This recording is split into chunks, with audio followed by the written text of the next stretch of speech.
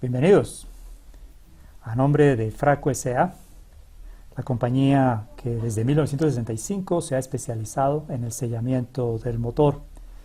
Es para mí un placer poder compartir con ustedes este tiempo en el que estaremos hablando sobre el sellamiento estático del motor, los diferentes materiales que se utilizan para todo lo que tiene que ver con el sellamiento del motor. Mi nombre, Agustín Lozano, como jefe de asistencia técnica, pues me permito darles un saludo a nombre de todas las directivas, personal administrativo, personal de planta de nuestra compañía. Fracco no solamente está presente en Colombia, sino que también tenemos desde hace más de 10 años presencia en México a través de con nuestra marca Fracco en la compañía CIMEPA. Aquí esto es parte de lo que es nuestra empresa y de lo que son nuestra planta de producción, nuestra planta de fabricación de producto, de materias primas y también todo lo que es nuestro taller de fabricación de herramental para la fabricación de juntas. Nos hemos especializado en la fabricación de todo lo que son juntas para motor, sellamiento estático, juntas de cabeza, juntas de cámara, juntas de cárter, juntas de múltiple, juntas de punterías, como también lo que tiene que ver con la línea de sellamiento dinámico, que son retenedores y sellos de válvula. Como ya les decía, tenemos nuestra presencia en México, en la ciudad de Aguascalientes, desde hace ya más de 10 años, a través de la Sociedad Industrial Mexicana de Partes Automotrices, CIMEPA. También para México tenemos una nueva línea de distribución, como son válvulas de procedencia italiana, válvulas Osvat, que son producto OEM para la línea Renault, para la línea Fiat, para la línea Iveco, también para todo lo que tiene que ver con la línea de motores europeos y pues también línea americana para el mercado de aftermarket. En nuestro tema tiene que ver la temperatura. Recordamos que el motor, su principio de funcionamiento es aprovechar el calor que se genera en la combustión, aprovecharlo al máximo. De manera muy particular, como lo vemos en esta gráfica, la junta se ve afectada por el calor que se genera en el momento de la combustión, igual que las válvulas y otra cantidad de piezas que hacen parte del sistema móvil del motor. Sin embargo, nos centraremos en el sellamiento a nivel de cabeza y monobloc. Tipos de sellamiento. Distinguimos básicamente dos tipos de sellamiento, como es el sellamiento estático y el sellamiento dinámico. Sellamiento estático, todas aquellas partes que no tienen movimiento, para donde se aplican los diferentes tipos de juntas, y sellamiento dinámico para todo lo que es la parte móvil del motor, recordando que todas las piezas que están en movimiento deben estar debidamente lubricadas y pues esa lubricación no se debe perder, por lo tanto debe mantenerse dentro del motor, ni se debe filtrar con otros fluidos como también están presentes en el motor, como es el caso del refrigerante, o también el aspecto de poder obtener sellamiento de los gases que se generan por la misma combustión. En el sellamiento estático, entonces tenemos nuestro juego de empaquetadura completo, que comúnmente se conoce como full set o FS, en donde va todo lo que se requiere tanto para sellamiento estático como sellamiento dinámico. A nivel de sellamiento dinámico tenemos nuestra marca Sideral, en donde distribuimos toda la línea de retenedores, sellos de válvula, y hoy día también nuestras válvulas Osvat. Hablemos un poco del motor y la temperatura. Desde el mismo momento en que el motor fue inventado y se le dio aplicabilidad a los vehículos, el principio de funcionamiento sigue siendo el mismo y es generar una combustión dentro de una cámara y pues esa combustión genera mucho calor y también genera alta presión. El propósito del motor es aprovechar al máximo ese poder calorífico de la combustión para transformarlo en movimiento mecánico. Como aquí lo vemos, puede ser el vehículo de última generación, sin embargo, a nivel del motor, el principio sigue siendo el mismo, aunque vamos a ver que pues, ha evolucionado de manera drástica. Hoy día pues requerimos, más que ayer, de poder contar con todo lo que es el soporte técnico para poder entender el funcionamiento y poder entender también las nuevas tecnologías aplicadas al motor, las nuevas recomendaciones que se hacen respecto al cuidado en cuanto al montaje, en cuanto a los aprietes, en cuanto a las holguras.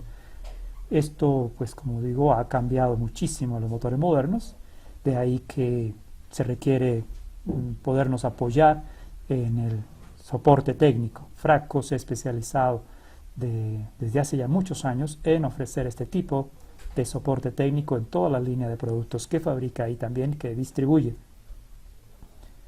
El motor de combustión interna, entonces, lo definimos como una máquina térmica. En esencia, el principio de funcionamiento es el calor, de tal modo que es el calor el que tiene el mayor efecto sobre los productos que hacen parte del motor, sobre cada una de las piezas que hacen parte del motor. Algunos productos más que otros, como ya lo había mencionado, el aro que bordea la junta de cabeza y que sella la cámara, pues es un elemento que está soportando muchísimo calor y muchísima presión, igual que las válvulas, o lo que podía también suceder a nivel de la corona del pistón y también el anillo número 1 del pistón. Entonces, usa la energía calórica de la combustión para obtener energía mecánica. Puede ser muy complejo, como vemos este corte de motor, muy complejo, llena de muchas piezas. Todas esas piezas están siendo afectadas por el calor y todas ellas también pues tienen que tener unos tratamientos y unos materiales especiales para que puedan funcionar dentro de las nuevas tecnologías, que le daremos un tratamiento particular en nuestro tema de hoy. Respecto al motor, pues podemos definir básicamente tres generaciones. Tres generaciones que de alguna manera también nos permiten definir tres generaciones de vehículos. Aquí vemos en esta escala vehículos de primera generación, vehículos muy lentos, muy grandes, carrocerías muy cuadradas. Luego pues un vehículo que es muy representativo por lo de la Segunda Guerra Mundial. Luego ya los vehículos que fueron más para disfrute, como los que se generaron, que eran bastante grandes, muy cómodos, pero a su vez también con motores muy grandes y que consumían bastante combustible. Ya luego los vehículos utilitarios, hasta que hoy tenemos vehículos de altísima tecnología aplicada al motor. ¿Qué es lo que quiero hacer entender con esto? A medida que el motor ha ido evolucionando, el vehículo también ha ido evolucionando. En otras palabras, el vehículo ha ido transformándose en la medida que su parte interna, su corazón, ha ido también cambiando. En donde se nota el mayor cambio en el tiempo acerca de los motores. Su mayor cambio se nota en la velocidad a la que gira el cigüeñal, las RPMs a las que está girando. Entonces tenemos motores que de primera generación eran muy lentos, bastante pesados, pero muy lentos, tenían una muy buena potencia, pero a su vez también consumían mucho combustible.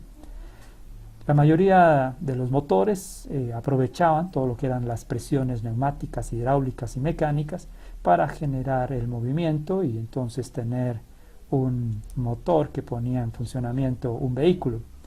Luego apareció una segunda generación en donde se le aplicó la parte eléctrica y entonces ya teníamos sistemas electromecánicos, y una tercera generación que hoy definimos como mecatrónicos, en donde todo lo que es la parte electrónica y todo lo que tiene que ver con la computación está aplicada al motor. Esto también nos permite tener motores muchísimo más eficientes, más pequeños, más compactos, mucho más eficientes, pero que giran a altísimas revoluciones, lo que también contribuye al generamiento de más calor por fricción. ¿Cómo podemos también definir esa evolución del motor? Lo podemos también ver a nivel de lo que son los motores diésel. Entonces igual teníamos motores de primera generación muy pesados, muy grandes, muy lentos y muy ruidosos, recordémoslo. Luego hoy día también podemos tener motores mucho más compactos y que nos permiten obtener una mejor potencia. Básicamente los primeros motores eran aplicados a todo lo que era vehículos, sistemas agrícolas, sistema de maquinaria amarilla. Luego pues fueron introducidos a nivel de lo que son sistemas vehiculares que se fueron cada vez especializando más, haciéndose cada vez más modernos, hasta que hoy día pues lo podemos encontrar motores diésel en vehículos, por ejemplo, de transporte público, como también en línea liviana y aún en automóviles. Entonces, también en ellos podemos definir 3 generaciones. De la misma manera, una primera generación, solo sistemas neumáticos, hidráulicos y mecánicos, luego se les aplicó también la parte eléctrica y también entonces estamos hablando hoy de la parte de la electrónica aplicada al motor, por lo tanto definimos esto como una tercera generación mecatrónica. A nivel de la evolución también entonces podemos identificar que al interior del motor se ha generado unos cambios significativos. Aquí tenemos una junta y pues entonces con esta fotografía y este motor en corte podemos hablar sobre las características de sellamiento y los cambios que se han dado en cada una de las generaciones que hemos identificado. Podemos identificar también que en el material en que estaban fabricados los motores, motores de primera generación básicamente eran todos monometálicos, solo fundición, bastante pesados, por eso hablaba de su peso. Tanto la cabeza como el monobloc eran hechos en fundición. Luego encontramos los motores bimetálicos, debido a que se generaron mayores revoluciones, se pudo hacer control de su sistema de refrigeración, de tal manera que se pudo calentar un poco más, se necesitaba mejorar la disipación térmica a nivel de las cámaras, entonces se utilizó el aluminio, una aleación de aluminio con otros elementos que le permiten resistir la presión, la temperatura y los movimientos de dilatación y contracción. Luego encontramos otra generación de motores, que es la que actualmente está en la mayoría de motores. Son los motores nuevamente monometálicos, pero en donde todo es a partir de una aleación de aluminio, tanto la cabeza, el monobloc, como también hoy día, por ejemplo, la parte que soporta o que hace parte de la bancada del cigüeñal, todo en aluminio. Requiere unos tratamientos especiales a la hora de hacer los ajustes, de hacer los aprietes y también a la hora de hacer el sellamiento. ¿Cómo podemos también diferenciar esos cambios que se han dado al interior del motor? Lo podemos hacer a partir del entendimiento de su sistema de refrigeración. En los motores de primera generación hablábamos de sistemas abiertos y se refrigeraban con agua. Básicamente teníamos la idea de que cada motor necesitaba tener, además de toda su parte estructural, en el vehículo se requería tener un tanquecito de agua para estar recuperando de cuando en cuando el nivel de agua en el radiador, debido a que el agua pues iba adquiriendo el punto de ebullición y pues se iba evaporando y pues íbamos perdiendo nivel y era necesario recuperar. Luego, cuando aparecieron los motores bimetálicos, entonces se pudo utilizar sistemas presurizados y el sistema presurizado pues permitía tener un valor de punto de ebullición del agua mucho más parejo, constante, a diferentes alturas, y pues esto permitió pues lo que ya habíamos hablado, calentar un poco más el motor, tener una mejor combustión, tener menos polución y pues tenía un motor también un poco más potente, pero ante todo más caliente y que también giraba a más revoluciones.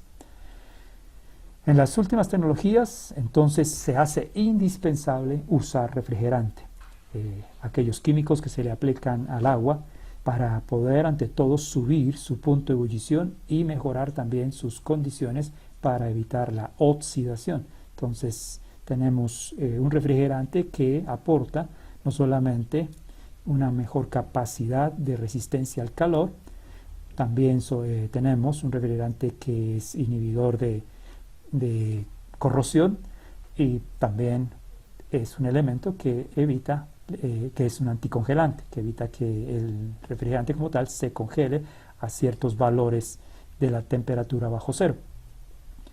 Entonces, estos han sido cambios que se han dado a nivel del sistema de refrigeración, igual, primera, segunda, tercera generación. En lo que tiene que ver con la lubricación, también se han dado cambios. Los primeros motores trabajaban con lubricantes que eran monógrados, tenían una viscosidad bastante alta, eran muy densos. Luego tenemos los aceites multígrado para la segunda generación, y hoy pues los motores en su mayoría trabajan con aceites sintéticos. Los reconocemos también porque son muy fluidos, un valor de viscosidad baja que permite que el aceite fluya con una gran facilidad, son menos densos, fluyen con mayor velocidad, y esto permite también que a nivel de lo que es el encendido y la conducción del motor como tal, pues se pueda hacer mucho más rápido que en los motores de otras generaciones. Entonces, identifiquemos otros cambios que se han dado. En lo que tiene que ver con la alimentación del motor, en el caso gasolina, podemos identificar que tanto para encendido como para lo que es la parte de alimentación del motor también se han dado cambios. Los primeros motores eran con sistemas, como ya les decía, mecánicos, hidráulicos y neumáticos. Un elemento fundamental en eso era el carburador. Los sistemas electromecánicos, entonces ya apareció la inyección electrónica para el motor, y pues que tenía respuestas que aún se podían medir en décimas de segundo, en centésimas de segundo. Luego aparecen ya los sistemas de inyección multipunto, y pues que tienen niveles de respuesta a nivel de milisegundos, y hoy los de inyección directa estratificada, que trabajan con especificaciones de respuesta en nanosegundos, supremamente rápidos. ¿Qué otros cambios podemos notar a nivel de lo que es el encendido como tal del motor y la condición de arranque? Recordemos que en los primeros motores era a través de magneto, y el arranque como tal se hacía con manivela. Luego tuvimos motores a los que se les aplicó el platino, el distribuidor, la bobina. Ya hablábamos entonces de la aplicación de la corriente, y pues trabajábamos valores de voltaje de 7000 voltios para generar el arco eléctrico en la punta de las bujías. Con el tiempo apareció el sistema de alta energía, que trabajaba no solamente con aspectos mecánicos, sino que ya trabajaba la parte electrónica, y podía enviarnos voltajes hasta de 18.000 voltios. Y los sistemas actuales, que son de bobinas independientes o estático, sistema DIS, que puede cada bobina estarnos entregando por 30.000 voltios. Un cambio muy sustancial a la hora de generar el encendido del motor. ¿En qué otros aspectos también podemos encontrar cómo el motor ha ido cambiando? En lo que tiene que ver con la presión que se genera sobre la cabeza del pistón. Si necesitamos que el cigüeñal gire a más velocidad, la única manera es tener mayor presión sobre la cabeza del pistón para que descienda a mayor velocidad. Lo que diga que entre los motores de primeras generaciones y motores de última generación, pues hay unas diferencias sustanciales a nivel de la presión que se genera sobre la cabeza del pistón, debido a que tenemos una mejor combustión que genera también más calor, pero como ya hemos estado hablando, una presión mucho mayor para que el pistón descienda a mayor velocidad. ¿Dónde se nota, respecto a la presión, dónde se notan los cambios? En la relación de compresión, la presión inicial para la combustión. Entonces, motores de la década de los 40, de los 50, manejaban relaciones de compresión muy bajas, 6, 6,5, 7, 7,5. Luego en motores bimetálicos, entonces aparecieron relaciones de compresión un poco más altas. Hoy tenemos motores con relaciones de 11 a 1, y ya tenemos tecnologías en los motores de inyección estratificada como de relaciones de compresión de 14 a 1. Ya se van pareciendo mucho a los motores diésel. Esos cambios en la relación de compresión, que generan una mayor velocidad de desplazamiento del pistón, que a su vez genera mayores velocidades de giro del cigüeñal, pues también requieren nuevas tecnologías aplicadas a nivel del momento de alimentar el motor y permitir el escape de los gases. Los motores más antiguos tenían sus válvulas en el monobloc. Evolucionaron a tener válvulas en el monobloc y válvulas en la cabeza. Luego evolucionaron a tener la válvula de admisión y la válvula de escape en la cabeza.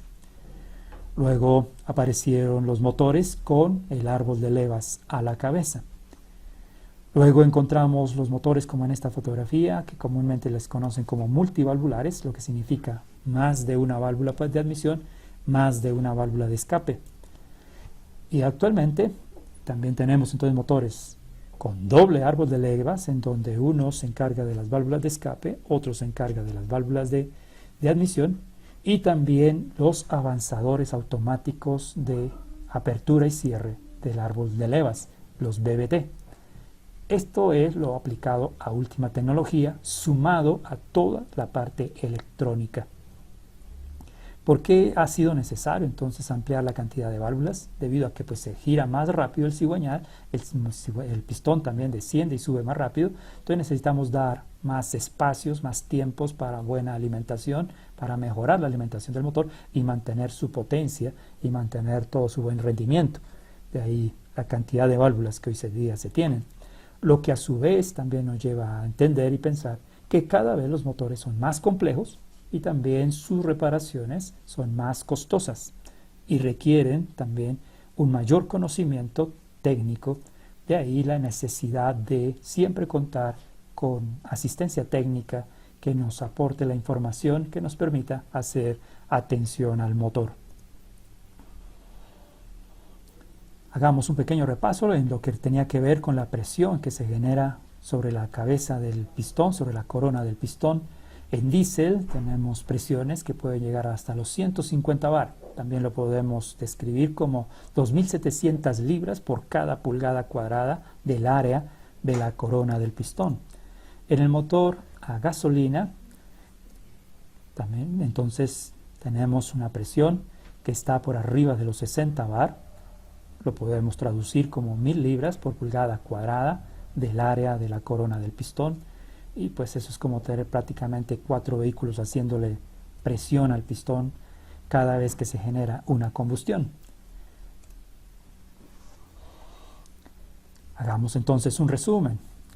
Los primeros motores de primera generación se aprovechaban básicamente de todo lo que eran sistemas mecánicos. Luego se utilizó la electrónica y tuvimos los motores electromecánicos, y hoy día tenemos los motores a los que se le ha aplicado la mecatrónica, en donde tenemos sistemas electrónicos, sistemas de control, sistemas de computación. A nivel del sellamiento y los materiales que se usan para sellamiento, también hay unos cambios significativos, y el no entenderlos es lo que hace que muchas veces no tengamos claro cómo es que debemos nosotros identificar correctamente el material o la junta que vamos a usar para sellamiento. No es igual sellar un motor de primera generación en donde todo es monometálico y donde relativamente, comparado con el resto de motores, eran motores fríos, motores lentos, fabricados en fundición, en donde sus movimientos de dilatación y contracción son muy diferentes a lo que sucede hoy día. Los motores bimetálicos, en donde el aluminio se dilata y se contrae 2 veces más que la fundición y lo hace 1.7 veces más rápido. Esos movimientos generan un rudimento, una fricción sobre la superficie de la junta que está sellando, y debemos pues tenerlo en cuenta para no perder las características de sellamiento. Lo que indica también que los motores modernos se vuelven muchísimo más complejos en ese sentido de el momento en que se unen las superficies de cabeza y monobloc, o del cárter y el monobloc.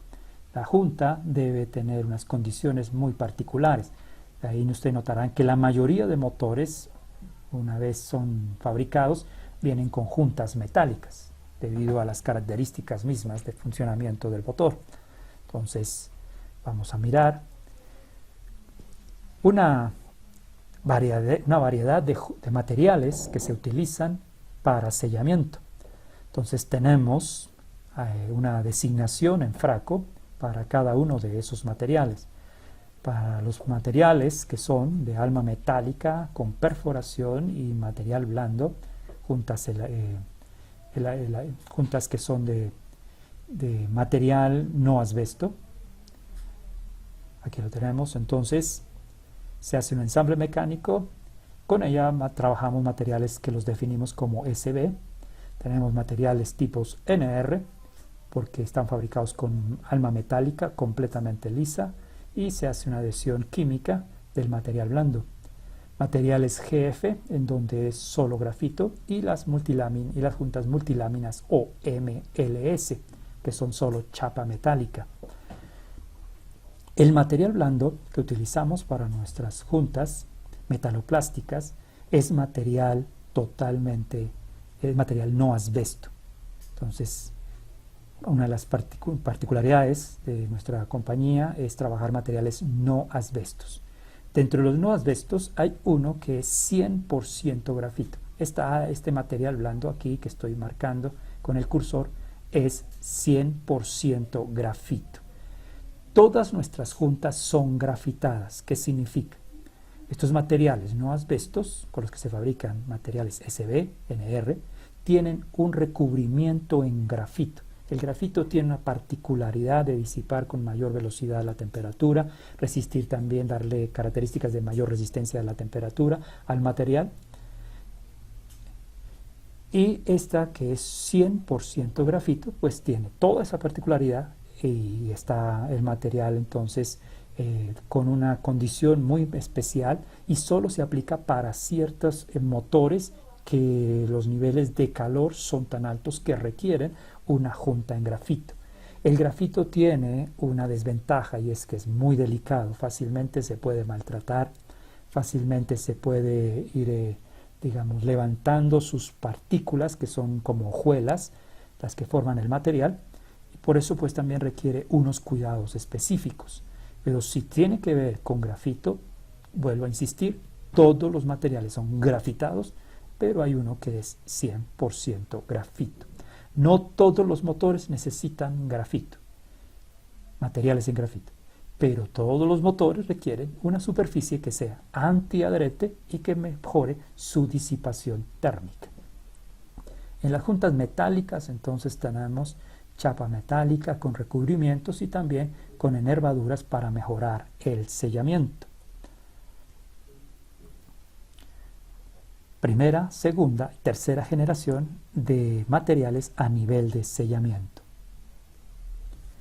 Hay algunos factores que debemos tenerlos en cuenta a la hora de determinar el material que va a sellar el motor. ¿Cuáles son las características que se dan dentro del motor y que van a decirnos cuál es el material correcto para usar? Las características que debemos tener en cuenta es las altas temperaturas, ya hablamos de ellas, la presión neumática, la presión mecánica, las fuerzas de tracción y la presión hidráulica. Cuando hablamos de altas temperaturas y lo comparamos dentro de los tres generaciones de motor, los de primera generación eran relativamente fríos, por lo tanto tenían unas condiciones de sellamiento. Los motores de segunda generación son mucho más calientes, y los de tercera generación, vaya que sí, son bastante calientes. Y dentro de los motores de tercera generación, no todos funcionan exactamente dentro del mismo rango, entendiendo algo, que cada vez el rango de funcionamiento es más estrecho. Motores de primera generación tenían un rango de funcionamiento, digamos, amplio. Luego, cuando ya eran motores bimetálicos, el rango fue disminuyendo, y hoy el rango es muy estrecho. Por eso sucede con mucha frecuencia que cualquier subida de temperatura en el motor inmediatamente afecta a las piezas, y la principal situación que se da es el pandeo de la cabeza, la deformación de cabeza, y no solo de cabeza, sino también de monobloc, algo que no se veía en los motores de fundición, o que era muy raro verlo, que se hizo un poco más frecuente en los motores bimetálicos, pero hoy prácticamente es pan de todos los días. Entonces tenemos que en altas temperaturas, detengámonos en los motores modernos, En lo que tiene que ver con altas temperaturas, podemos decir que hay motores que están muy calientes, pero menos que otros. ¿Respecto a qué? Es distinto sellar un motor que su alimentación todavía sigue siendo atmosférica, mientras que sellamos un motor, por ejemplo, que viene sobrealimentado, que a veces traen 1 y hasta 2 turbos. Las temperaturas son distintas, las condiciones son diferentes. A pesar de que la relación de compresión cuando vienen con turbo son más bajas, las presiones internas son más altas y más calor. Y otra cosa es sellar un motor que está alimentado con gas. El gas genera otras condiciones desde el punto de vista del calor. Presión neumática. La presión neumática, como les ya había mencionado, tiene que ver con la presión que se genera interna antes de la combustión, que es la presión con relación de compresión.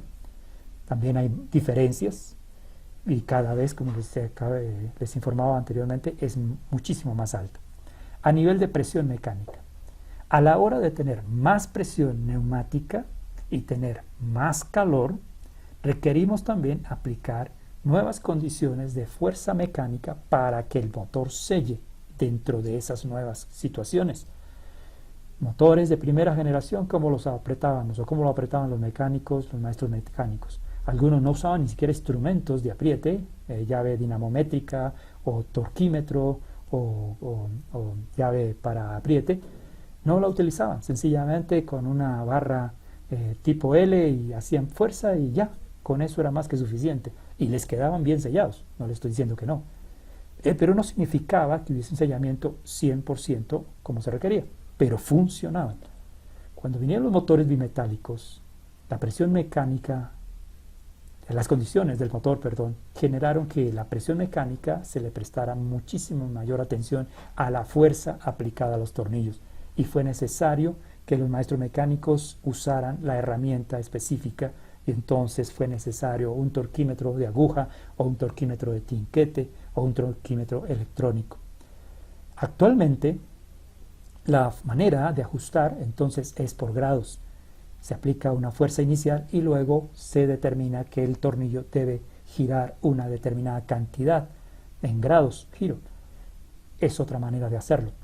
¿Que se puedan comparar grados giro con presión, con fuerza? No, no se puede, porque estamos también trabajando con el material en que está hecho el tornillo, el cual se va a estirar o se va a deformar o se va a elongar, y tenemos entonces unas nuevas condiciones de ajuste, teniendo en cuenta algo también, que para dar un buen sellamiento, esa presión mecánica tiene que ser 3 veces la presión neumática dentro del motor. Bastante, ¿verdad?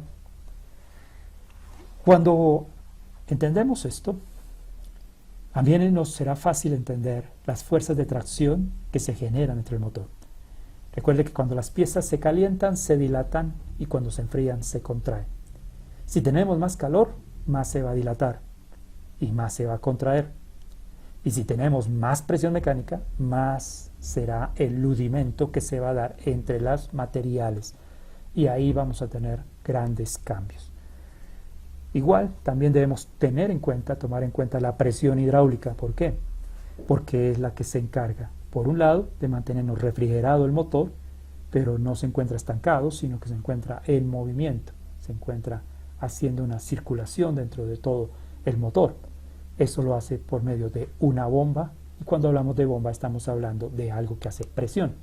Igual lo tenemos a nivel del sistema de alimentación.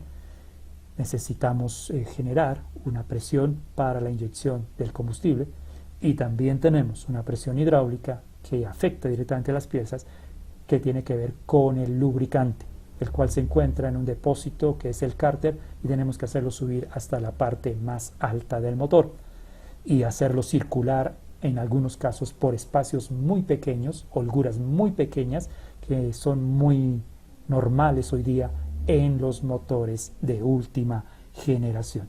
Como ustedes notarán, antes de poder determinar una junta, necesitamos a nivel de los fabricantes saber muy bien con qué motor estamos trabajando.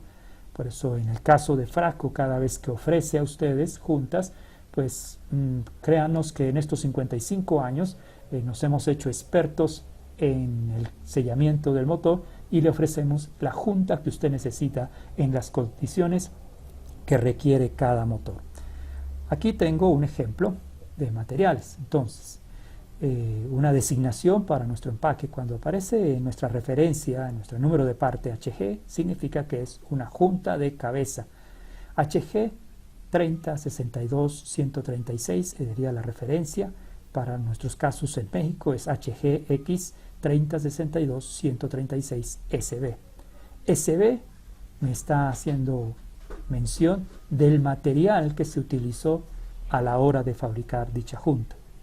Tenemos un material tipo Fracopac 3 que está compuesto por material blando, alma metálica perforada, material blando. Les recuerdo, es material no asbesto grafitado.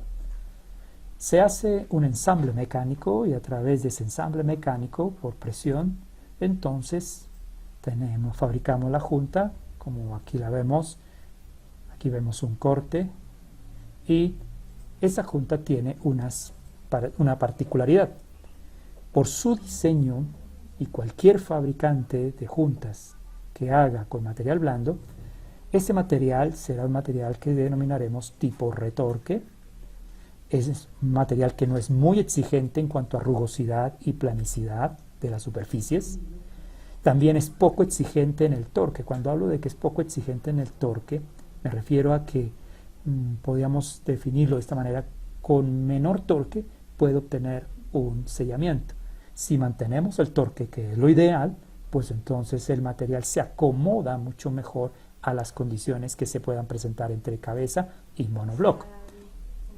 Resistente también a alta temperatura, entre 300 grados Celsius y a una presión de hasta 180 bar. Es excelente para sellamiento de motores bimetálicos y aplicable también a juntas en sobremedida. Ya les hablaré un poco más sobre las juntas en sobremedida. Este material, entonces, como les decía, es material que se debe tener en cuenta el retorque. Cuando hablo del retorque, quiero hacer aquí un paréntesis. Las condiciones con las que Fracco fabrica este material lo lleva a ser un material que tiene muy baja relajación, o sea, su compresibilidad es muy baja y con una recuperación muy alta. Esto nos permite entonces tener una junta que podría en algún momento decirse no necesita retorque, pero por seguridad y dependiendo las condiciones del motor, se recomienda que se haga ese retorque. ¿Cómo lo debe hacer el maestro mecánico? Arme su cabeza, dele el apriete y el ajuste que requiere la cabeza. Una vez ha terminado de ajustarla, de unos minutos, una media hora, para que el material se acomode, para que las piezas se acomoden, y luego aplique una fuerza sobre el tornillo, aflojándolo un cuarto de vuelta y llévelo al valor último de torque. Si eran 60 libras, si eran 120 grados, aplique ese valor y con eso tenemos seguridad de que toda la superficie está sellando correctamente. También tenemos entonces el material que puede ser GF. Nuevamente, nuestra designación para juntas de cabeza, HG, para el caso México, HGX 3062-136 con material GF, o sea, Grafopac, material 100% grafito. Igual, es una fabricación con alma metálica, con perforado, y las láminas de sellamiento blando son materiales no asbesto, 100% grafito. Son láminas de grafito que son nuestro proveedor es Graftech, que pues es uno de los proveedores de materiales para sellamiento para la mayoría de las fábricas en el mundo. Entonces tenemos materiales de altísima calidad con la que fabricamos nuestras propias juntas. Aquí tenemos entonces ya el diseño de una junta. Es un material con muy buena resistencia al torque. También se recomienda el retorque. Aquellos referencias de producto que puede usted encontrar en el mercado, que le dicen que le ofrecen también juntas de material grafito, créanme que sea de una marca o sea de otra, necesitará un retorque, volverle a generar una presión. Ya viene la ciencia en la que cada uno lo hicimos. Los valores, como les dije, nuestros son muy buenos y lo hacemos como una recomendación. Si por alguna circunstancia algún maestro mecánico olvidó darle retorque, es muy probable que muchos de los que me están escuchando nunca le han dado retorque. Sin embargo, pueden dar testimonio que la junta ha sellado y no ha presentado ningún tipo de problema. También no es muy exigente en cuanto a rugosidad y planicidad, excelente resistencia a la temperatura, como ustedes notarán, soporta muchísima más temperatura y a nivel de lo que es la presión, pues es igual que el material anterior. Excelente para motores monometálicos de aluminio, o sea, motores en donde hay más calor, motores, por ejemplo, que estén alimentados con turbo, sería un material adecuado para usar. Cuando tengo referencias sobre rugosidad y planicidad, también es importante tener en cuenta algo. Las tecnologías modernas exigen que los motores tengan unos terminados finales y unos valores máximos de deformación sobre su superficie. Cada vez, como les he dicho en otros aspectos, son más estrechos esas tolerancias, esas holguras. Lo que también debemos tomarlo en cuenta porque no siempre a nivel de taller se puede obtener. Una cosa es el ideal, una cosa es lo que nos recomienda el fabricante como ideal, otra cosa son a veces las realidades que encontramos en el mercado aftermarket. Y es ahí donde tenemos una variedad de respuestas para esas condiciones que se nos pueden dar. Veamos otro elemento. ¿Qué es un empaque sobre medida? Un empaque sobre medida es una junta que es ligeramente más gruesa, de mayor calibre, al valor con el que el motor venía ensamblado. ¿Para qué sirve? Cuando el motor está recién fabricado, el tamaño de la cámara de combustión está determinado también por el espesor de la junta de cabeza. Entonces, la junta de cabeza, que la tenemos acá, tiene un espesor determinado, que me permite entonces tener un valor determinado para relación de compresión.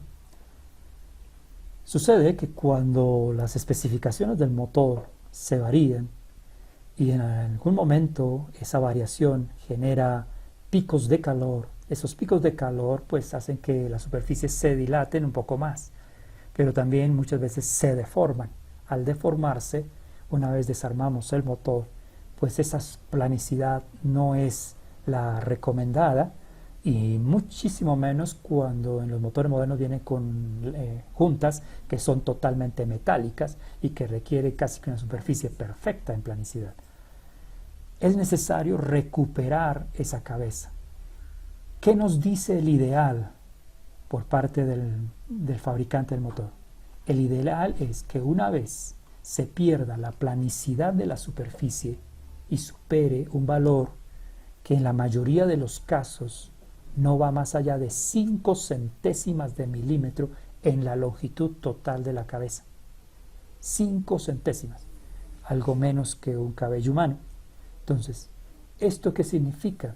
Que una vez se deformó, que no es visible al ojo, no siempre con una regla común y corriente se puede percibir, toca usar instrumentos de cierto nivel de precisión para poder definir cuánto se deformó.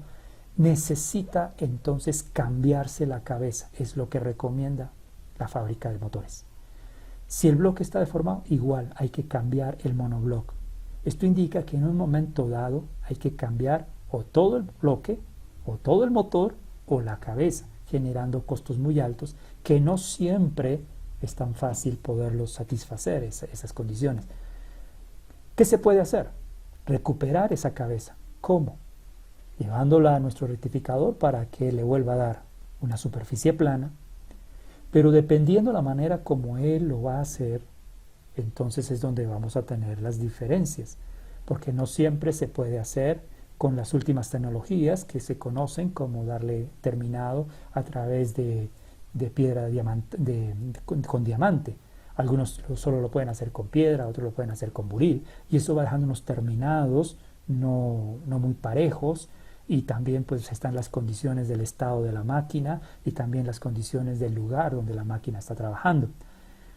De ahí que se necesita entonces usar materiales que se acomoden a esas nuevas condiciones. ¿Qué requerimos entonces? Una cabeza un poco más gruesa, una junta de cabeza un poco más gruesa que compense lo que fue quitado, más unas condiciones de material que se acomode a esas situaciones. Fracco le ofrece esas opciones y esas posibilidades. Borremos aquí nuestros dibujos y para que podamos continuar con nuestro tema y nos podamos hacer entender mejor.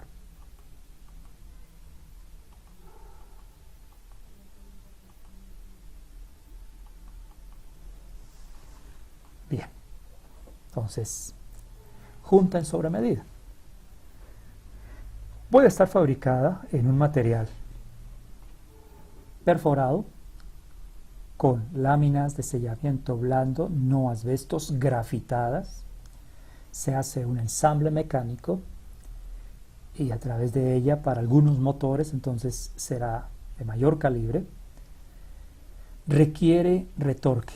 Debido a que es mayor calibre al que originalmente tenía, recomendamos entonces aplicar torque para que los materiales se acomoden, no solamente para que se penetren dentro de los posibles terminados que quedaron por el maquinado que se dio sobre la superficie, sino también para que el material relaje un poco y selle todas aquellas posibles imperfecciones que se puedan dar. No es muy exigente en rugosidad ni en planicidad. Entonces, si el motor originalmente lo máximo que permitía era 5 centésimas y al tener el terminado final, o de pronto un motor que ya lleva la segunda reparación y tiene una deformación de 5 centésimas, este material se va a acomodar fácilmente a esa condición, de tal manera que no necesita volver a desbastar ni superficie de monobloc ni superficie de cabeza, sino que en el material es más que suficiente para sellar esos valores tan bajos de imperfección de superficie. Recuerde que para juntas metálicas no pueden ser aplicadas. Entonces tenemos juntas que para algunas condiciones puede ser una junta de 1.5, de 2, de 2.5. Por ejemplo, si originalmente la junta era de 1 milímetro, tenemos juntas de 1.5 que le permite recuperar hasta 5 décimas. Si la junta era de 5 décimas, era un alma metálica, un shim prácticamente, de 5 décimas de milímetro original, tenemos juntas de 1 milímetro. Entonces puede recuperar usted hasta 5 décimas. De tal forma que hay una variedad de materiales en diferentes espesores con el que usted puede trabajar. Le recomiendo pues que cuando tenga dudas aplique a través de nuestras líneas telefónicas, a través de nuestras páginas, a través de nuestros correos. Comuníquese con asistencia técnica y para nosotros será un gusto poderle brindar la información que necesita. Hay otras formas que también pueden ser viables, como es el shim. El gran detalle con ellos es que son más piezas a sellar, son más superficies a sellar y requiere adicionales como son, por ejemplo, aerosoles para poder recubrir la junta para ayudar al sellamiento. Y en otros momentos también, dependiendo el diseño del motor, alinear todas esas superficies se vuelve un poco complejo.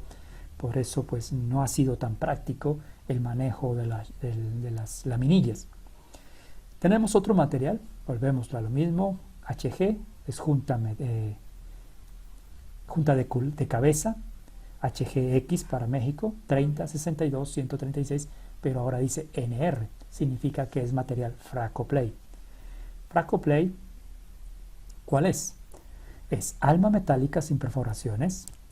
Se le aplica al alma metálica un adhesivo químico que reacciona a altas temperaturas y a presión mecánica, y láminas de sellamiento blando, no asbesto, grafitado.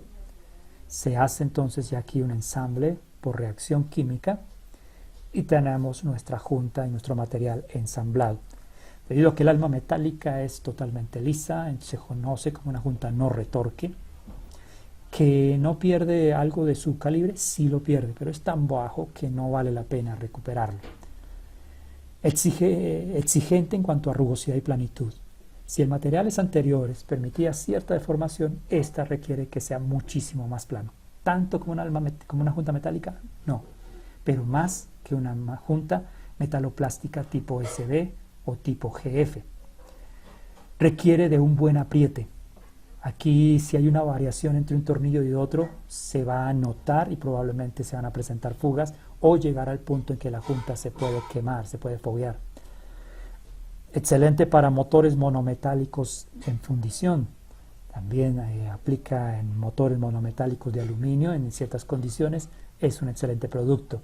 Esta es una junta, por ejemplo, que la podemos ofrecer en calibres de 1 milímetro para compensar juntas metálicas de 0.5, de 0.8. ¿Qué otro material? Entonces tenemos, nuevamente para nuestro ejemplo, HG, o sea, junta de cabeza, HGX para México, 3062-136, MLO. Las juntas MLO son las juntas Multilayer Steel, o comúnmente conocidas juntas MLS. ¿Cómo están compuestas? Solo material metálico, solo láminas de acero. Las láminas de acero tienen condiciones distintas dependiendo dónde se encuentran dentro del conjunto de la junta. Cuando son varias chapas metálicas, entonces las láminas que van a la vista, que son las caras externas, van en un material con un nivel de temple muchísimo mayor a las láminas que van en el centro. Las láminas del centro entonces se utilizan solamente como soporte y para darle espesor a la junta. Entonces, si queremos una junta más gruesa, más láminas tendrá, o más gruesas serán. Si queremos una junta más delgada, entonces habrá menos láminas o más delgadas, y pues no son tan templadas como las de afuera.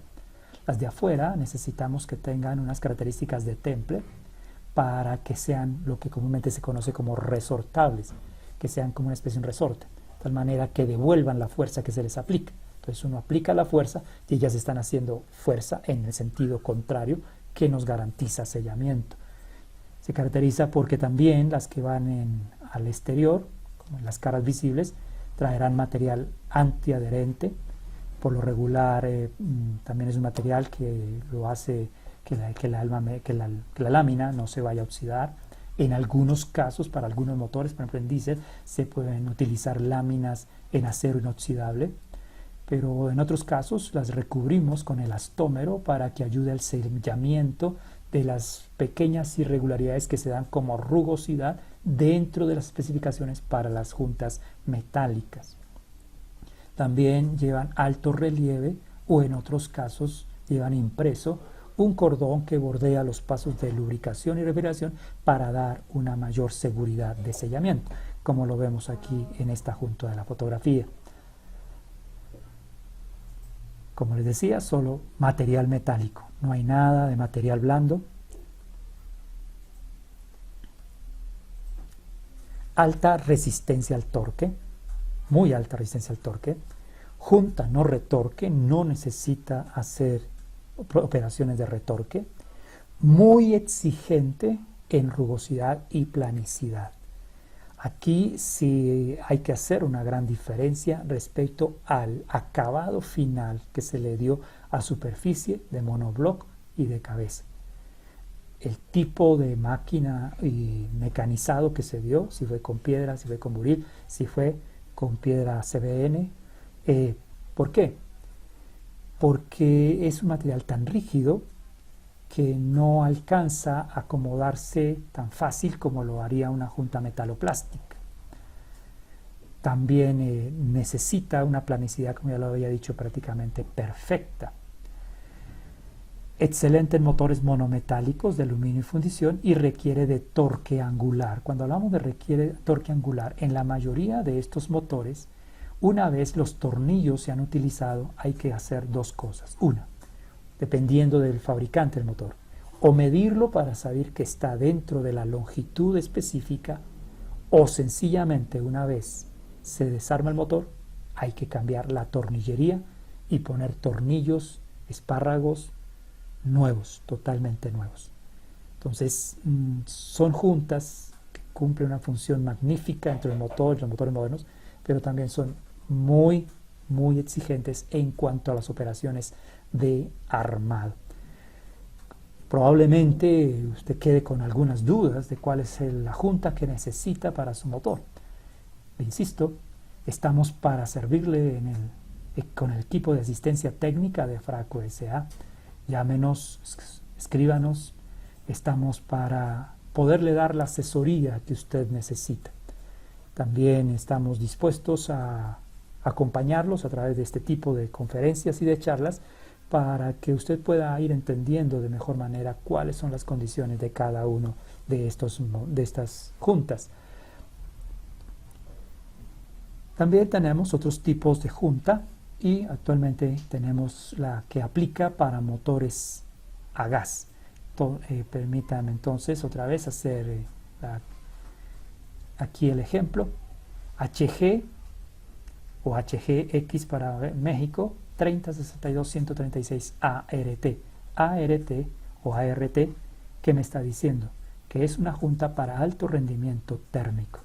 Junta de alto rendimiento térmico la definimos como aquellas juntas que están sometidas a condiciones un poco más allá de las condiciones normales de funcionamiento del motor.